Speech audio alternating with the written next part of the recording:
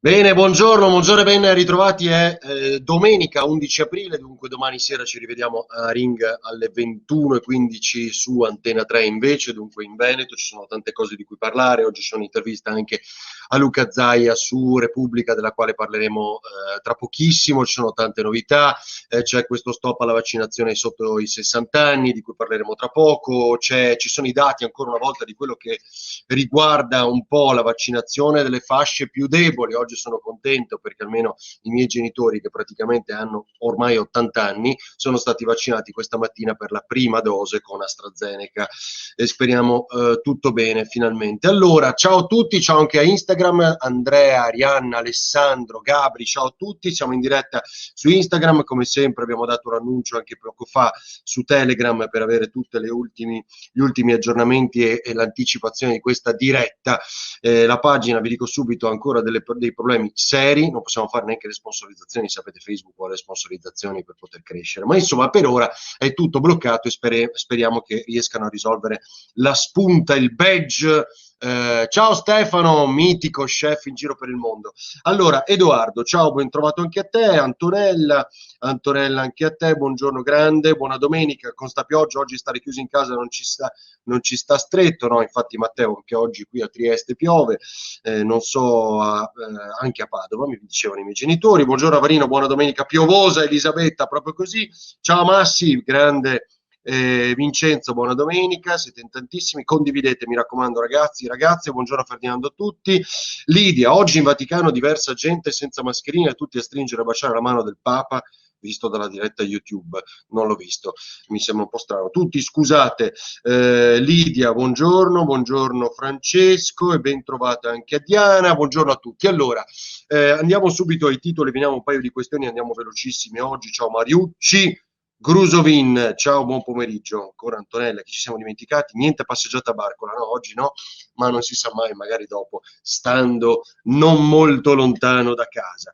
Allora, un paio di cose che ci consegnano i dati dei giornali di oggi, poi vi leggiamo le aperture e anche vediamo cosa c'è sui quotidiani del Veneto, del Friuli Venezia Giulia. Che cosa dicono oggi i nostri giornali? Che siamo i più scarsi. Avevate dubbi su questo? Cioè, la Spagna fa 400.000 vaccinazioni al giorno, la Germania ne fa 650.000, noi a malapena arriviamo a 300, ed è quello il tema che avevamo già toccato giovedì sera con Mattia Pertoldi del Messaggero Veneto, ospite a Ring, che questi dati li aveva già citati proprio in diretta a Ring, cioè come mai in Europa siamo i più scarsi? Perché siamo i più lenti con questo mega piano della vaccinazione? Perché ci mancano i vaccini? Questa è una delle chiavi di lettura, però poi ci sono 2,5 milioni di vaccini ancora nei frigoriferi, nelle nostre scorte, quindi non li stiamo inoculando. Moltissimi rifiutano AstraZeneca in Sicilia, lo dicono ancora una volta i giornali, mi pare proprio oggi. Però noi facciamo al massimo 300.000 vaccinazioni di media, la Spagna è già a 400 e ha meno abitanti di noi, e la Germania a 650, anche la Francia fa più di noi, adesso non mi ricordo i dati, ma comunque fanno tutti più di noi. Repubblica, stop ai vaccini under 60, si accelera sui più anziani. Il Gazzettino, vaccinazioni, Italia in... cosa ho scritto? Adesso non lo so, chi non capisce la sua scrittura, adesso mi riguardo l'apertura del Gazzettino. Il Corriere, AstraZeneca, offensiva dell'Europa, questo è perché è una lettera fondamentalmente che oggi pubblica il Corriere in cui si dice attenzione, non state rispettando, da Bruxelles lo scrivono. Vaccinazioni, Italia in frenata era il titolo del Gazzettino questa mattina, quindi questa lettera che pubblica il Corriere mi pare in esclusiva, in cui praticamente la responsabile degli acquisti centrali per l'Unione Europea dice voi di AstraZeneca non avete mai rispettato le consegne, dovevano arrivare 300 milioni di dosi e ne abbiamo visto meno della metà. E questa è la lettera, insomma, quasi un ultimatum mandato all'Unione Europea, che poi avrà l'effetto che avrà, cioè nulla probabilmente. Corriere del Veneto, la prima regione che potrebbe riaprire, questo è il Veneto. Ora leggiamo invece l'intervista di Zaia su Repubblica. Il piccolo titola stop alle vaccinazioni a chi ha meno di 60 anni, così il piccolo di Trieste. Allora, che dicevo? E poi diciamo l'intervista, siamo più lenti perché avevamo un branco di incompetenti al governo e mi sa anche ora non siamo messi meglio. Ho dimenticato di dirvi la cosa che ho scritto in apertura, diciamo, della descrizione di questa diretta, cioè che il commissario, non più commissario se non per altre cose, Arcuri è indagato. Lo scrive questa mattina La Verità, indovinate per cosa? Per l'acquisto di 1,2 miliardi di mascherine nel periodo peggiore, dopo che avevamo chiesto alle nostre aziende di riconvertire. Dove le avevamo comprate queste mascherine? Dagli amici cinesi. E queste mascherine per quali c'era già un arrestato, mi pare 4 interdetti, non mi ricordo, era un'inchiesta di qualche tempo fa, ne avevamo già parlato. Stefano, ciao da Dubai, beato te. Ciao Stefano, anche a Marcelo da Instagram. Insomma, praticamente oggi è indagato Arcuri, lo scrive solo La Verità, oggi l'hanno ripreso poi un po' tutti i quotidiani online, è sotto inchiesta per peculato, cioè che è l'appropriazione indebita per chi ha incarichi pubblici. Questa commessa da 1,25 miliardi di mascherine cinesi. Bellissimo! E alla fine Arcuri è indagato, vedremo, si difenderà, dirà quello che è la sua verità. In tutto questo, poco fa, la Cina ha fatto un'altra comunicazione tra l'altro con una trasparenza che colpisce, perché ha ammesso che i suoi vaccini proteggono meno di quello che era previsto, quindi non sono dei vaccini evidentemente efficaci come ci si poteva aspettare, e oggi è arrivata questa comunicazione da parte della Cina. Intanto si ribella il mondo della scuola, che vuole i vaccini ora bloccati dall'ordinanza di Figliuolo. Si parla di 1,2 milioni di persone che devono aspettare, il 30% che ancora non aveva ricevuto la dose, e quindi sapete, quindi AstraZeneca va sopra i 60 anni, Pfizer e Moderna più o meno si fanno per le stesse fasce, quindi finché non arriva Johnson Johnson, che Zingaretti ha già dichiarato sui giornali vuol dare ai carcerati in Lazio, non ci sono svolte per quelle fasce di età che stanno sotto i 60 anni, a meno che non siano i sanitari, che ancora continueranno ad essere vaccinati alla faccia del decreto Figliuolo, comunque, perché questo è il dato di fatto.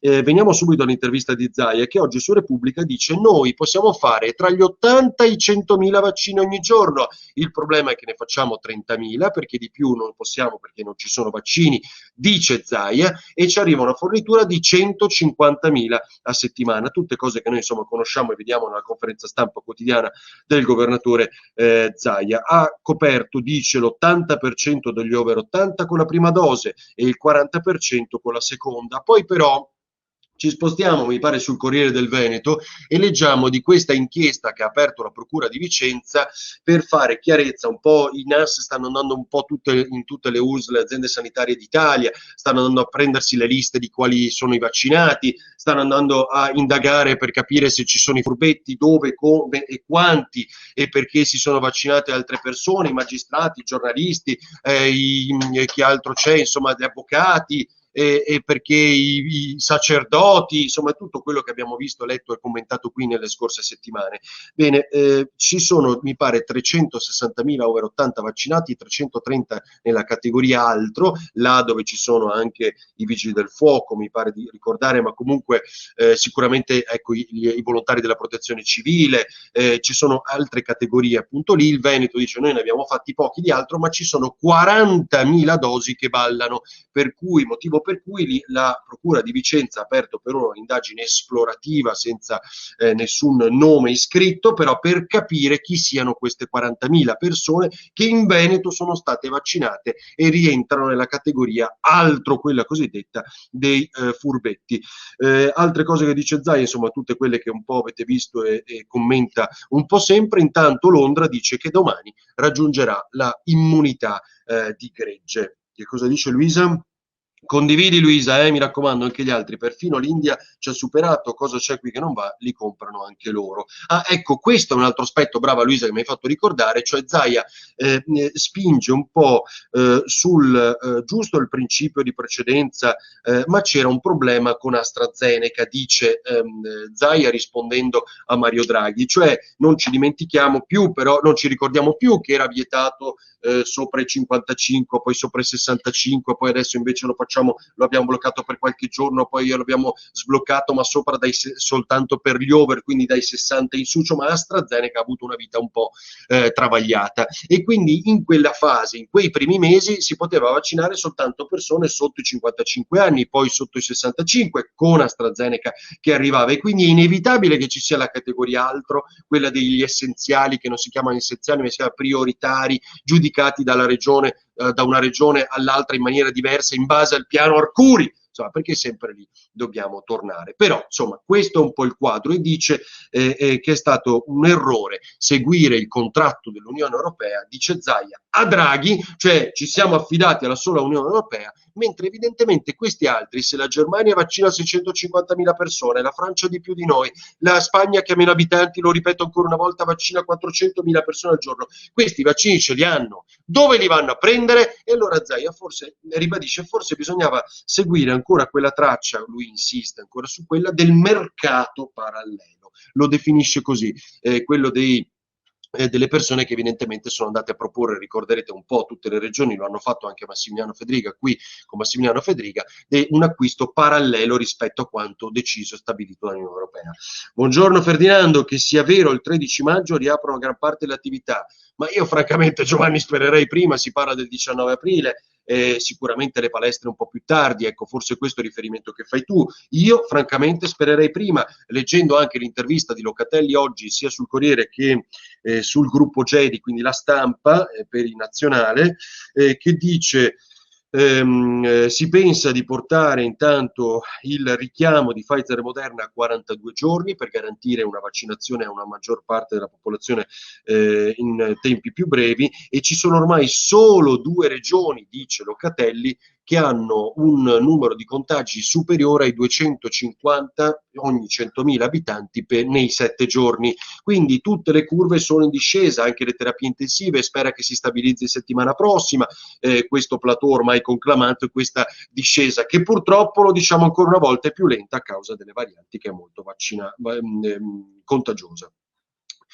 In Italia più di 80 anni sarebbero 71,8% ad aver ricevuto la prima dose, questo in base ai dati nazionali che pubblicano alcuni giornali, il 39% la seconda dose. Più di 70 anni, cioè 70-79, è la fascia quella dell'ignominia, della vergogna perché non li abbiamo vaccinati, sono ancora il 20,8%, quindi pochi, sopra i 60 anni il 13%. E qui dove si deve agire, gli over 60 sono 6 milioni di persone nel nostro paese. Intanto mi pare il Gazzettino di oggi racconta ancora dei monoclonali.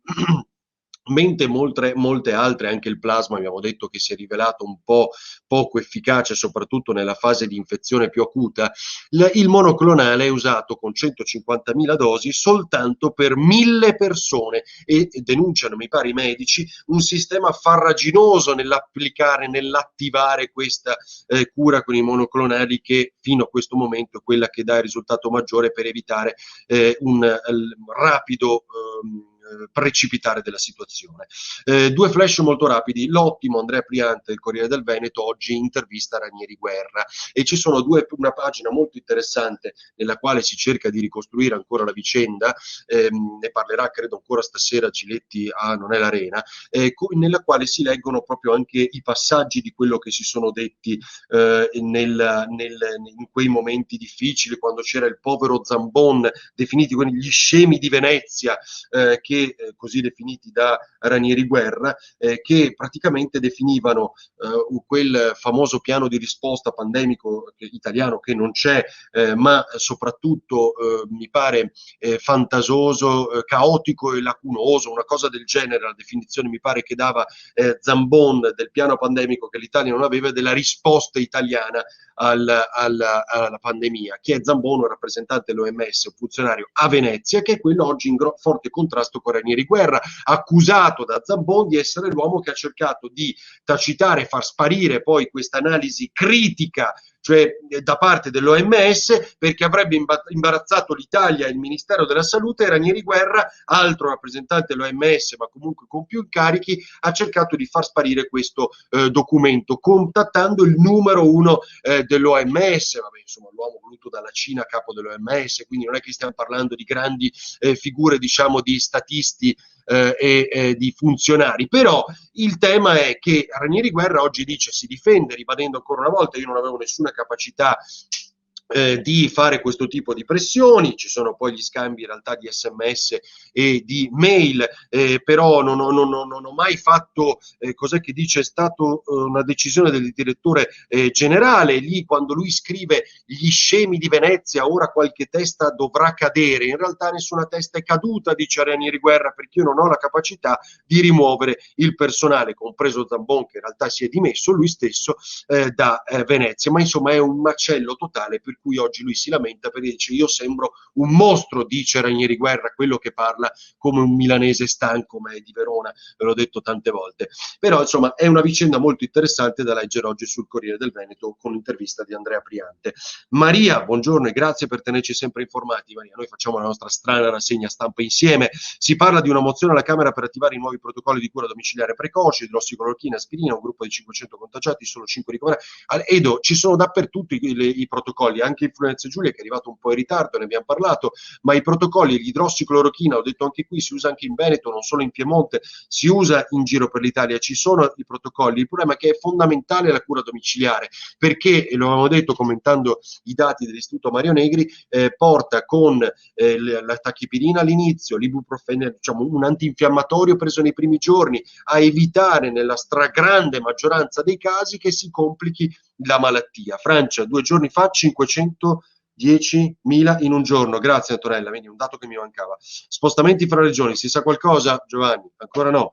In Francia, eccolo qua, 510.000 in un giorno. Grazie da Antonella. Dunque, il caso terapia intensiva Influenza Giulia. Ieri vi abbiamo raccontato di questa lettera del numero 1 degli anestesisti del Influenza Giulia, che dice: abbiamo sottostimato le terapie intensive in Friuli Venezia Giulia. E uno che legge quella lettera dice: porca miseria, c'è un nuovo caso Sicilia, cioè hanno fatto i furbetti Influenza Giulia per cercare di restare in rosso, non in rosso, quando tutte le regioni erano costrette a stare in rosso, quindi non ho capito quale vantaggio avrebbe avuto. Evidentemente stanno comunicando dei dati sbagliati, cioè qua deve saltare un assessore, qua deve saltare qualcuno, qua deve saltare, è un macello, cioè fanno i furbetti. Uno interpreta da questa lettera. Poi il risultato: 3 ore di vertice ieri pomeriggio, il tema era siamo sotto stress, non possiamo fare le ferie, i dati vengono confermati da tutte le aziende sanitarie, sono quelli che ha comunicato il Friuli Venezia Giulia, cioè è risultato è finito in un niente. Dopodiché ne parleremo giovedì prossimo, per carità, ancora a Ring su Tele4, bisognerà tornarci e fare una precisazione su tutto questo. Però io ripeto che e ritengo ancora una volta fosse un attacco politico invece che tecnico, in un momento in cui ormai non ha più senso, perché le curve stanno scendendo tutte e all'improvviso spunta una lettera che racconta delle difficoltà, che trascuriamo altre malattie, lo diciamo da 1 anno e mezzo, che trascuriamo le ferie dei sanitari che eroicamente lavorano dalla mattina alla notte da 1 anno e mezzo, ma non c'è alcun dubbio, lo sappiamo tutti, e le condizioni di forte difficoltà. Allora, il senso di quella lettera qual è? Abbiamo dato i dati sbagliati, sì o no? Quali sono questi dati? Citare giorni, date, numeri e luoghi. Questo è una documentazione. Il resto è un attacco, diciamo, che nasce dal nulla e francamente mi sembra si stia rivelando nulla.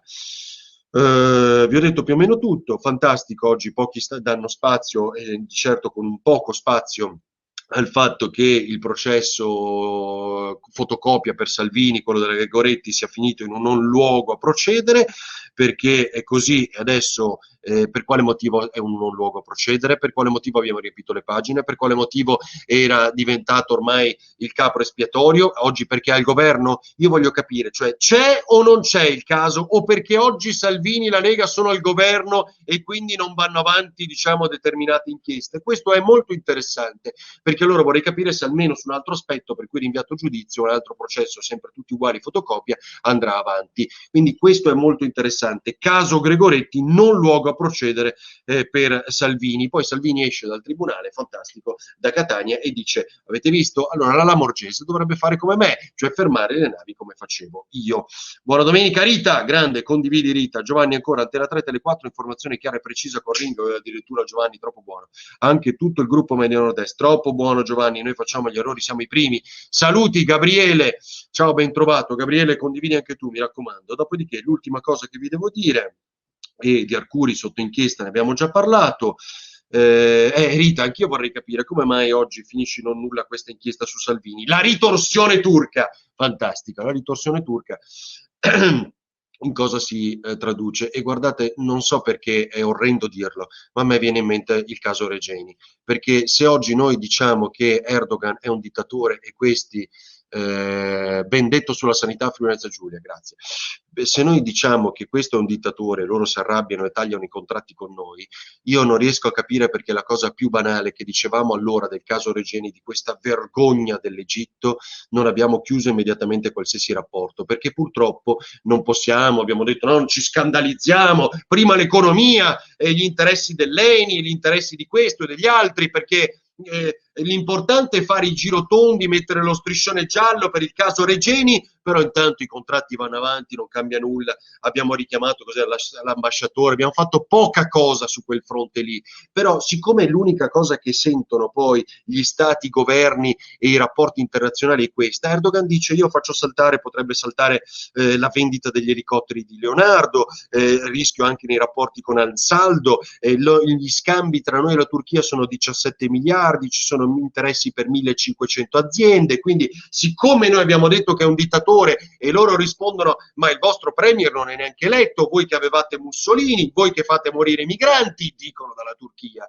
Benissimo, vorrebbero tagliare o almeno minacciano alcuni rapporti commerciali e io ripeto con tutto il massimo rispetto dovuto l'avrei voluto fare da italiano nei confronti dell'Egitto per avere una vera verità sul caso Regeni, perché vedere Fico con la sua barbetta a fianco dei genitori di Giulio Regeni e lo striscione giallo e avere zero risultati a me fa veramente incazzare.